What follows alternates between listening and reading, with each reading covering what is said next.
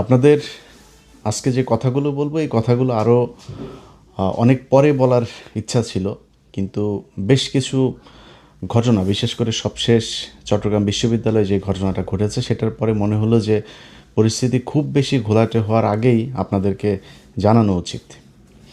দেখেন, বর্তমান সরকার ক্ষমতায় এসেছে, আমরা কিন্তু আমি সরাসরি কিন্তু বিএনপির বিরুদ্ধে ক্যাম্পেইন করেছি এবং আগেও বলেছি যে যে অবস্থা, বিএনপি এবং জামাত এই দুইটা দলের নাম কিন্তু গেল 15 বছর উচ্চারিত হয়েছে এককভাবে না, যৌথভাবে উচ্চারণ করা হতো। বিএনপি জামাত, জামাত বিএনপি, বিএনপি জামাত, জামাত বিএনপি। কোনো ঘটনা হইলেই শেখ হাসিনা বলতো নাশকতার সাথে জড়িত বিএনপি জামাত, জামাত বিএনপি, এইভাবেই কিন্তু। অতএব এই দুইটা দল এখন বাংলাদেশের একটা পক্ষ, আওয়ামী লীগ আরেকটা পক্ষ। সেই পক্ষটা নেই, আপনাদের মাঝে একটা বিরোধিতা তৈরি হয়েছে। সেই বিরোধিতা কি? নির্বাচনের বিরোধিতা।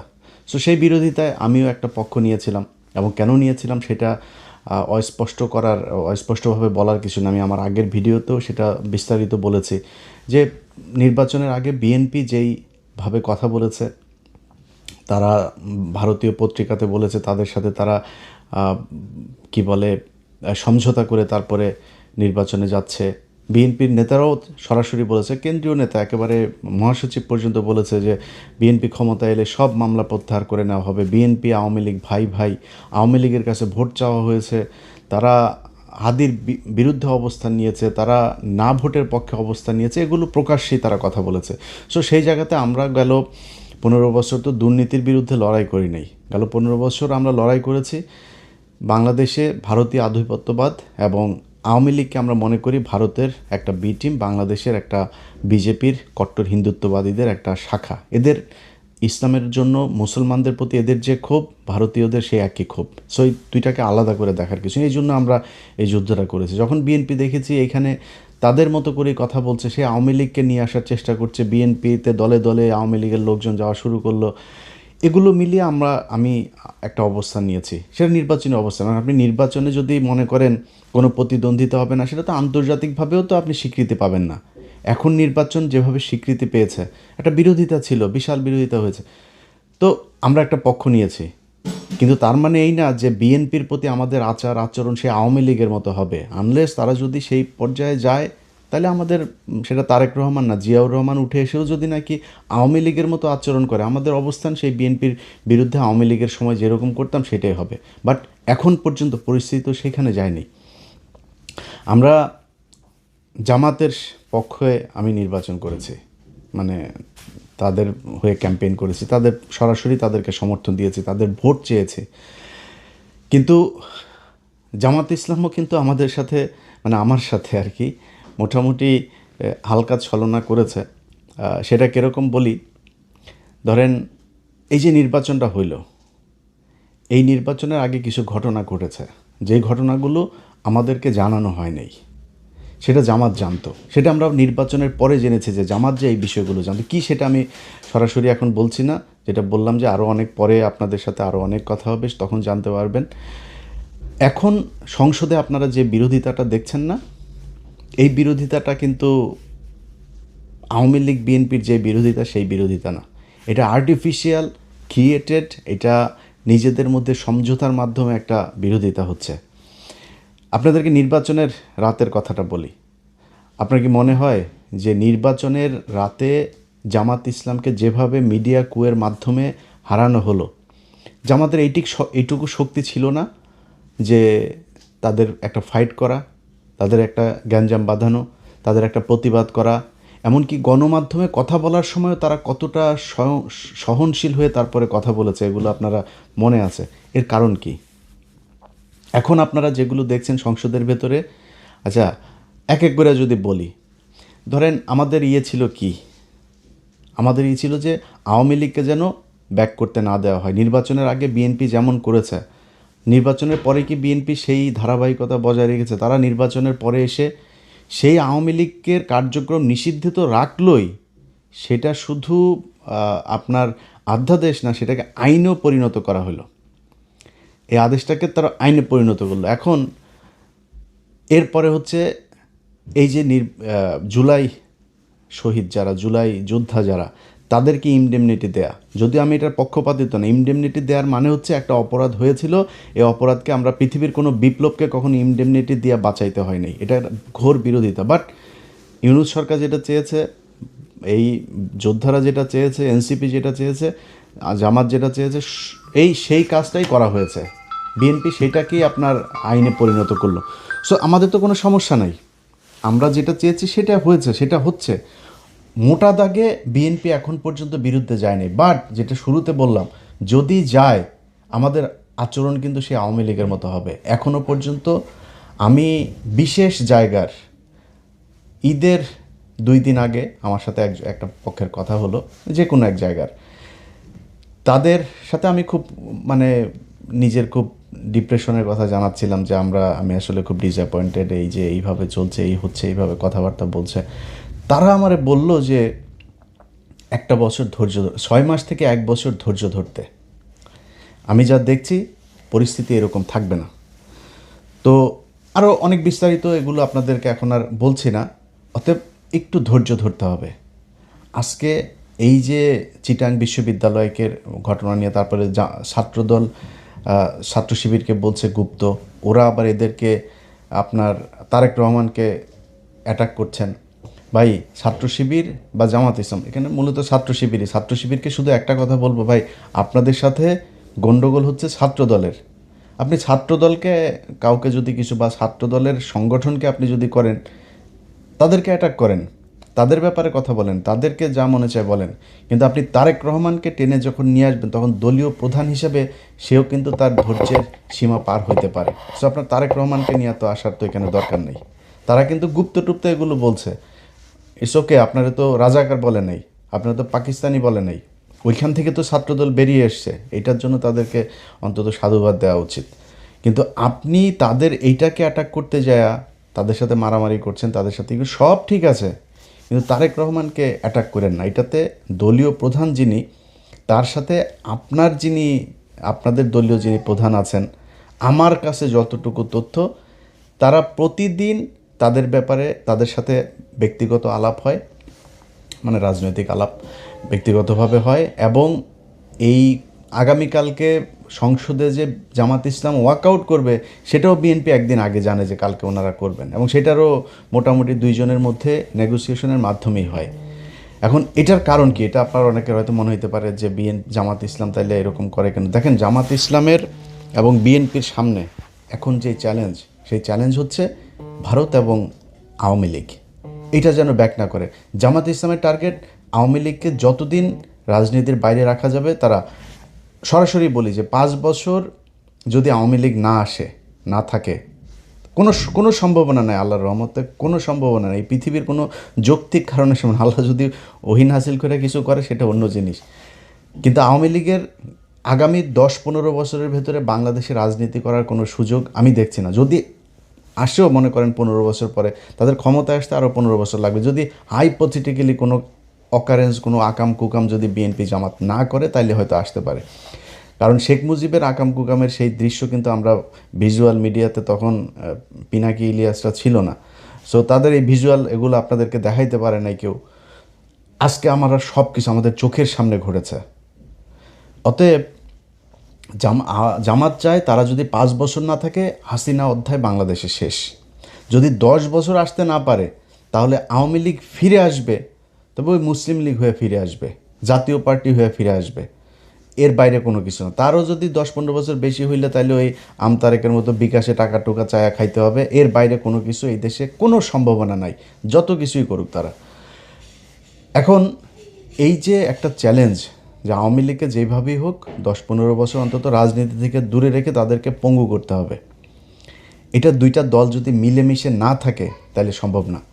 এখন এইখানে সরকারি দলের দায়িত্বশীলতার বিষয়টা খুব বেশি জরুরি। আমি প্রথমে শিবিরকে যেমন বললাম, ছাত্রদলকেও বলি, ভাই বাংলাদেশের ইতিহাসে কোনো দিন শুনেছেন আজকে জামাত ইসলাম যেই সহনশীলতা আপনাদেরকে দেখিয়েছে এই নির্বাচনে? আমার মানে জামাত ইসলামের বাইরে, আমি তো জামাত করি না, বাট আমি জামাতের বাইরে জামাতকে আমি পছন্দ করি, তাদের হয়ে আমি নির্বাচনে কাজ করেছি। জামাতের বাইরে যদি সবচেয়ে বেশি জানে, সেটা মনে হয় আমি জানি। এখন জামাত ইসলামকে যদি নাকি আপনি মনে করেন যে নির্বাচনের রাত থেকে শুরু করে আজকে পর্যন্ত তাদের যেই কথাবার্তা, তারা যেই ধৈর্যের পরিচয় দিয়েছে, গত পরশু দিনের কথাই বলি, জামায়াতের আমির বাংলাদেশের ইতিহাসে প্রথম বিরোধী দলীয় নেতা একটা জাতীয় ক্রাইসিসে এরকম, এই নির্বাচন থেকে এই পর্যন্ত বিএনপি যদি বিরোধী দলে যেত, আমি গ্যারান্টি দিতে পারি আপনাদেরকে এর মধ্যে অন্তত 15 দিন হরতাল হয়ে যেত, সরকার পতনের আন্দোলন ডাক চলে আসতো। বিরোধী দলীয় নেতা বলে যে এটা সরকারের তৈরি করা সংকট না, এই সংকট বৈশ্বিক সংকট। শফিকুর রহমান বলে নাই সংসদে দাঁড়ায় এই কথা? বাংলাদেশের ইতিহাসে কোনো দিন বিরোধী দলীয় নেতা সরকারকে এইভাবে সাপোর্ট দিয়েছে? কোনো দিন দিয়েছে? কখনোই হয়নি। আজকে সেটা জামাত ইসলাম দিচ্ছে। সো এইটুক ধৈর্য আপনাদের ভেতরে রাখা উচিত। আর আপনারা মারামারি করেন, কাটাকাটি করেন, যাই করেন, একটু মনে রাখেন এই গেল 1.5 বছর আগে একসাথে জেলখানায় বসে এর বাড়ির মুরগির গোশত আপনি খেয়েছেন, ওনার বাড়ির ডিমের তরকারি আপনি খেয়েছেন, আপনাদের কাছ থেকেই শোনা, জেলখানায় বসে আপনাদের কাছ থেকে শুনেছি। সো আপনাদের দুইজনের গন্তব্য এক ছিল, ধান খেতে একসাথে মশারি টাঙিয়ে ঘুমিয়েছেন আপনারা, জামাত শিবির একসাথে বসে, মানে শিবির ছাত্রদল একসাথে বসে। আমার সাথে ইন্টারনালি এখনও অনেক শিবিরের, মানে জামাতের আর বিএনপির দুই নেতা, বড় বড় নেতা, দুই নেতা একসাথে কনফারেন্সে কথা বলি, কি খাতের দুইজনের ভেতরে এটা আছে। কিন্তু আপনারা যেই দুইজনের ভেতরে একটা সাংঘর্ষিক পরিস্থিতি তৈরি করছেন, অ্যাজ ইফ আপনারা আওয়ামী লীগ এবং বিএনপি, আওয়ামী লীগ এবং ছাত্র শিবির, এটা ভাই করা ঠিক না। আপনাদের ভেতরে সমস্যা থাকবে, 15 বছরের চিত্রগুলো একটু মাথায় নিয়ে আসেন, নিয়ে এসে তারপরে এই দ্বন্দ্বগুলো করেন। দ্বন্দ্ব থাকবে আপনাদের ভিতরে, দুই পক্ষের এক রকমের চিন্তাভাবনা হবে না। কিন্তু ছাত্রদলের, বিশেষ করে বলি ছাত্রদলের ভাইরা শোনেন, আপনারা যদি রাগ করেন না ভাই, বিএনপি ছাত্রদল আপনারা রাগ করলে সমস্যা। আপনারা এখন আমাদেরকে মনে করেন আমরা মনে হয় আওয়ামী লীগ হয়ে গেছে। ভাই আমরা আপনাদের এখন অনেক পোকামাকড় আছে, অনেক কুকুর বিড়াল আছে, এগুলো চারপাশে দুধ ছিটান, তো কাকের অভাব নেই। সো আপনারা আমরা আপনাদের যেই দুঃসময় ছিলাম আবার দুঃসময় পাবেন, টেনশন করেন না, যদি লাইনে থাকেন। আর যদি সুসময় এর চাইতেও শক্তিশালী হন, ইন্ডিয়ার পেটে ঢোকেন, জীবনে কোনো দিন পাবেন না। সো আপনাদেরকে শুধু একটা কথা বলি, আওয়ামী লীগ যেই স্টাইলে বিশ্ববিদ্যালয় চালিয়েছে ছাত্রলীগ, সেই একই স্টাইলে যদি আপনারা এই টেন্ডারবাজি, সেই আপনার ওই guest room test room culture, আপনি সেই রিগিং টিং সব এই যদি আগের মতোই যদি শুরু করেন, তাইলে কিন্তু ভাই অবস্থাটা সেই ছাত্রলীগের মতোই হবে। সামনাসামনি অনেকে কিছু বলতে পারবে না, সবাই শিবিরের সাথে যোগ দিয়ে আপনাদের সাথে গ্যাঞ্জামও করবে না, কিন্তু মনের ভেতরে ঘৃণাটা থাকবে। আপনি দেখেন এই ছাত্রলীগ বিশ্ববিদ্যালয়, পুরো বিশ্ববিদ্যালয়টাকে তাদের বিরুদ্ধে খেপিয়ে তুলেছে 15 বছরে। তারা বুঝতেই পারে নাই এই পরিস্থিতি যে হবে, এটা কিন্তু তারা বুঝে নাই। তারা কি করেছে, তারা তাদের মতো করে চলেছে। আরে বাবা, বিশাল ছাত্রদলের ওই যে সভাপতিটা ছিল ঢাকা বিশ্ববিদ্যালয়, এখনও মনে আছে, কালো চশমা চোখে দিয়া, কোথায় তোরা? সাদ্দাম, এই যে এরা টোকাই মোকা, এগুলো কোথায় এখন? কোনো দেশের মানুষ তাদের পক্ষে নাই। এই হচ্ছে অবস্থা। এটা কেন হয়েছে? আপনাদের কারণে হয়েছে। এখন আপনারা যদি আজকে যদি সেই ছাত্রলীগের মতো আচরণ করেন, তাহলে কিন্তু আপনাদের প্রতিও মানুষ এভাবে বিষিয়ে উঠবে। এই বাংলাদেশ কিন্তু গেল 1.5 বছরে ডাকসু জাকসু যত জায়গায় শিবিরের এই আপনার ছাত্র সংসদগুলো তৈরি হয়েছে, তারা কিন্তু একটা চিত্র দেখেছে। কি দেখেছে এটা ভাই আপনারা ভালো জানেন। বিএনপির লোকজন, আপনাদেরকে বলি ভাই, আপনারা যদি এখন মনে করেন যে মানে তর্ক করার জন্য গায়ের ধাক্কা দিয়ে একটা কথা বলবেন, বলতে পারেন, রাজাকার মাজাকার হাবি জাবি গালাগালি করে কথা। অনেক ভাইদের এখন দেখি ফেসবুকে, আমার এক সময় খুব ক্লোজ ছিল, তারা এখন আমাদের বিরুদ্ধে যায়, কোনো সমস্যা নয়। আপনার মতো এরকম 2-4-5 হাজার মানুষ আমাদের বিরুদ্ধে বললে যাবেও না, আসবেও না। কিন্তু নিজেরে কোশ্চেন করেন তো, আপনি যেই এমপি সাহেবের হইয়া রাজনীতি করেন, ধান্দাবাজি করে, টেন্ডারবাজি করে, জামাতের লোক, জামাতের এমপি, আমার বিভাগের কথাই বলি আপনাদের, আমার বিভাগের এক এমপি খুব সুপরিচিত সারা দেশে, তিনি গত সপ্তাহে ফোন করছেন, করে বলতেছে, ইলিয়াস ভাই একটু পরামর্শ চাই। কি ভাই? দেখেন বিএনপির লোকজন এইভাবে এসে বিভিন্ন কাজটা, যেগুলো তাদের লোকজনকে কোনো নিয়ম শৃঙ্খলা নাই, তারা এইভাবে জোর করে চাচ্ছে। তো কেন্দ্রকে জানাইলাম, কেন্দ্র বলল যে বেশি বাড়াবাড়ি করার দরকার নেই বিএনপির সাথে। এই হচ্ছে অবস্থা ভাই। আপনারা এগুলি করেন, আপনাদের রাজনীতিটাই 2 নাম্বারই করার জন্যই করা, এটা নিয়ে কিন্তু সমস্যা নাই। আমাকে যারা গত 15 বছর দেখেছেন, বিশেষ করে শেষ 8 বছর আমার এই ফেসবুক ইউটিউবে যারা আমাকে দেখেছেন, আমি সরাসরি একটা কথা বহুবার বলেছি যে বিএনপি যদি আওয়ামী লীগের মতো 15 বছর ক্ষমতায় থাকে, দুর্নীতির ক্ষেত্রে আওয়ামী লীগের চাইতে বেশি হইতে পারে। এই কথা যারা আমার ভিডিও দেখেছেন আপনারা স্বীকার করেন যে হ্যাঁ, এটা ইলিয়াস বলেছে। আজও বলছি, দুর্নীতিতে আপনারা তার চাইতেও ভালো কিছু করবেন, এটা আগেও আপনারা প্রমাণ করে গিয়েছেন। দুর্নীতি নিয়ে আমাদের কোনো সমস্যা নেই ভাই, আমি এটা নিয়ে গ্যারান্টি দিতে পারবো না। এই বাংলাদেশ গত 1.5 বছরে দেখলাম তো, আসিফ নজরুল আর ইউনূসের মতো লোক লোভ সামলাইতে পারে নাই, এই দেশের নিয়ে আর আমার এই দুর্নীতির ব্যাপারে কোনো হিসাব নেই। নিজেরা এখন জুতা দিয়ে পিটাইতে মন চায় যে কেন কিছু টাকা পয়সা কামাই নেই গেল 1.5 বছরে, অনেক সুযোগ এসেছিলো, কামাই নেই। সেই টাকাগুলো থাকলে এখন আবার নিজের টাকা পয়সা নিয়ে টেনশন করতে হইতো না। তো আপনারা দুর্নীতি করেন, এটা মানে নিন। সো আপনাদের চাইতে তাদের চরিত্র কিন্তু উন্নত, এই জায়গাতে অন্তত উন্নত। এটা আপনারা না বুঝলে, গত নির্বাচনে আপনারা দেখেছেন কারা কাদেরকে ভোট দিয়েছে। আপনাদের মানুষকে ভোট দিতে না দিতে যাওয়ার জন্য আপনারা বিভিন্ন জায়গায় গ্যাঞ্জাম করেছেন। এটা নির্বাচনের দিনের ভিডিও আমার এই চ্যানেলেই দেখতে পারবেন, এটা আপনারা করেছেন। এখন আজকে যদি আপনারা তাদের সাথে এই ধরনের আচরণ করেন, তারা তো আপনাদের চাইতে উন্নত চরিত্রের ভাই। তারা বিরোধী দল হিসেবে আপনাদেরকে ভদ্রতা দেখাচ্ছে, সহনশীলতা দেখাচ্ছে, অথচ আপনারা তাদের উপরে এইভাবে আওয়ামী লীগ ছাত্রলীগের লোকজন নিয়ে তারপরে হামলা করছেন। এই জিনিসটা করেন না। সো দুইজনের কাছে দুইটা অনুরোধ থাকলো ভাই, একটু সাবধানে। আপনাদের মূল নেতা কিন্তু তলে তলে কিন্তু ঠিক আছে। আরও কিছু দেখবেন, আগামী 1 বছরে বাংলাদেশের সাথে ভারতের যুদ্ধও বাড়তে পারে, এই জন্য প্রস্তুতি থাকেন। বাংলাদেশের মানুষ প্রস্তুত আছে। তারেক রহমানকে বলতে চাই, তারেক রহমান, বিএনপি, আমি ইলিয়াস হুসাইন প্রথম ব্যক্তি হব ইউএসএ থেকে ফ্লাই করব বাংলাদেশ ইনশাল্লাহ, যদি ভারতের সাথে আপনাদের উপরে যদি ভারতের কোনো যুদ্ধ শুরু হয়, সেই পরিস্থিতি যদি হয়, যদি হয়। কিন্তু আপনারা যারা অন্যরা যারা আছেন, তারা এই যে দুইজনের ভেতরে যে সম্পর্ক, এই সম্পর্ক তো আপনাদেরকে সবার কানে কানে যায় বলে দিয়ে আসবে না। বলে দিয়ে আসলে এখানে সিকিউরিটির অনেক ব্যাপার আছে, অনেক পলিসির ব্যাপার আছে, অনেক পরিকল্পনা আছে। এই পরিকল্পনাগুলোর বিষয়গুলো তারা জেনে যাবে। সো তাদের ভেতরে ঠিক আছে। আপনাদের কাছে অনুরোধ থাকলে 1টা বছর ধৈর্য ধরেন। আমিও কিন্তু 1 বছর দেখবো, 1 বছরের বেশি আবার দেখতে যাব না। 1 বছরের ভেতরে আমি কোন পক্ষে যাব, কোন দিকে কথা বলবো, সেটা পরিষ্কার হয়ে যাবে। এখন বিএনপিকে সহায়তা করতে চাই। বিএনপি রাষ্ট্র পরিচালনা করছে, জামাত ইসলাম যেভাবে সহায়তা করে, আমরাও ভাই চাই আপনারা একটু সময় নেন। এই যে তেলের সমস্যা নিয়ে এখন আওয়ামী লীগ প্রতিদিন তাদের পেজে আপনার টকশো করে, বিভিন্ন বিশেষজ্ঞদের নিয়ে টকশো করে। শেখ হাসিনা নেই আজকে, এই অবস্থা। তোরা চুরি করে গেছিস, তোরা চুরি করে বাংলাদেশে আজকে পঙ্গু বানায় ওরা এখন করে। ওরা কি উন্নয়ন করিস? উন্নয়ন তোর বাপের টাকা দিয়ে করছিস, এই দেশের মানুষের টাকা দিয়ে উন্নয়ন করছিস। সেই টাকা লুটপাট করে তারপর নিয়ে গেছিস। 1 টাকার জিনিস 10 টাকা দিয়ে কিনা, তারপরে তোরা এই করছিস। এই রূপপুর পারমাণবিক বিদ্যুৎ কেন্দ্র, এটাতেই তোরা $6 বিলিয়ন খাইছিস।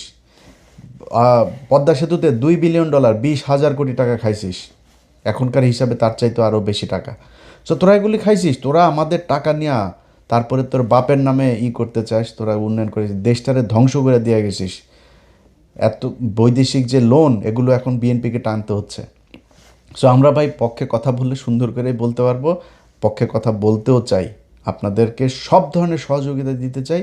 আল্লাহর ওয়াস্তে যত পারেন চুরি করেন। চুরি আমাদের এটা বাপদাদারা শিখাই গেছে, এটা আমাদের রক্তের মধ্যে আছে, কোনো সমস্যা নাই। খালি ইন্ডিয়ার পেটে ঢুকেন না, এটাই বিএনপির কাছে অনুরোধ, আর কোনো কিছু না। যে কোনো বিষয়ে পাবেন, যে কোনো ব্যাপারে জাস্ট আমাদেরকে একটু বুঝাইলে হবে এই বিষয়টা এইভাবে হচ্ছে, এইভাবে করতে। আমাদের আমরা খোলা চোখে একরকম দেখবো, ভেতরে যদি আরেক রকম, সেটা তো আমাদের জানতে হবে। বাস জানাইলেই হবে খালি। যাই হোক, বিএনপি এবং জামাত 2টা দলের ছাত্র সংগঠন, আপনাদের কাছে অনুরোধ থাকবে, এবং ফেসবুকে যারা আছেন বিশেষ করে আপনাদের কাছে অনুরোধ থাকবে, ভাই চিটাং বিশ্ববিদ্যালয়ে গিয়ে কিন্তু তারেক রহমান মারামারি করে নেই। সো আপনারা তারেক রহমানকে নিয়ে, তারপরে যে ওই জিনিসটাও আমি এখন আমার ভিডিওতে বলছি না, এটার আবার কাইটা নিয়ে আবার অন্য জায়গায় নিয়ে দিয়ে আসতে পারে। যেখানে বলছি না, কি বলেন আপনারা তারেক রহমানকে নিয়ে, এটা আপনারা ভালোই জানেন। সোশ্যাল মিডিয়াতে এটা নিয়ে এইভাবে করছেন। সো এইটা তারেক রহমানকে টানেন না। ছাত্র দলের বিরুদ্ধে বলেন, ওদের নানান পলিসি নিয়ে বলেন, ওদের যা করে সেগুলো নিয়ে বলেন। তারেক রহমানকে অফ রাখেন, এবং বিএনপির প্রতি অনুরোধ থাকবে জামাতকে একটু সময় করে চলেন। তারা কিন্তু যথেষ্ট আপনাদের প্রতি রেসপেক্ট দেখাচ্ছে, সহনশীলতা দেখাচ্ছে, সহযোগিতা দেখাচ্ছে। সো দেশটা সামনের দিকে নিয়ে যাইতে হবে। সামনের দিকে নিতে হলে আগে এই ইন্ডিয়া এবং আওয়ামী লীগকে বাদ দিতে হবে। সেটার জন্য কাজ চলছে, সেই কাজগুলো ঠিকমতো হোক। যেভাবে শুনছি, আল্লাহ যেন সেটা সত্যি করান, সেরকম হয়, এটাই চাই।